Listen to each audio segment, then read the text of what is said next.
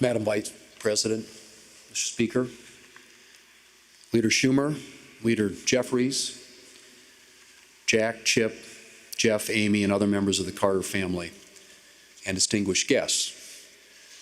Today we gather to begin a final farewell to Jimmy Carter, Navy veteran, peanut farmer, Governor of Georgia, and President of the United States.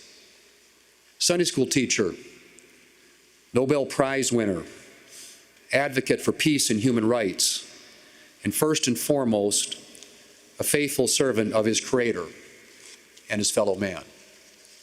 In a commencement speech he delivered at Liberty University back in 2018, President Carter told a story about going on a mission to Massachusetts back in his younger days under the auspices of the Southern Baptist Convention.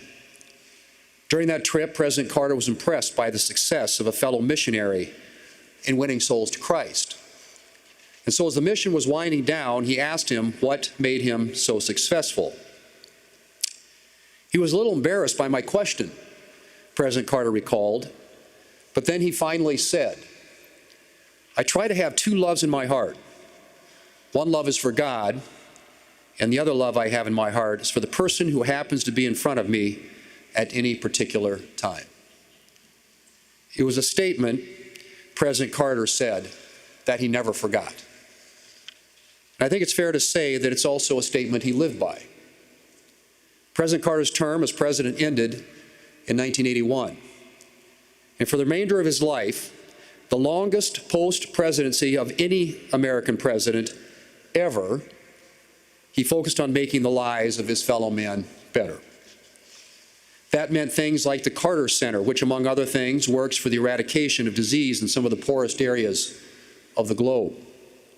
And it meant things like his work with Habitat for Humanity to provide affordable housing for those in need.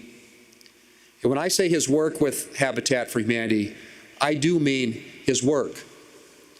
Jimmy Carter knew that his status as a former president could bring attention to good causes. It's why he encouraged Habitat to make use of his name and image. But simply lending his name, or maybe attending a gala or two, wasn't Jimmy Carter's style.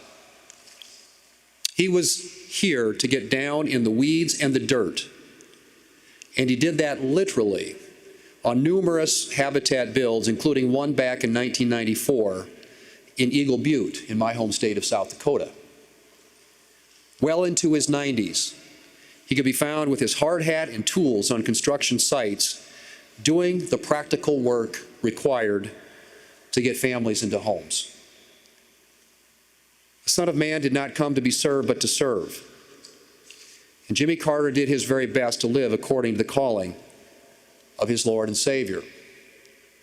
Today I join all Americans in mourning President Carter and remembering his example.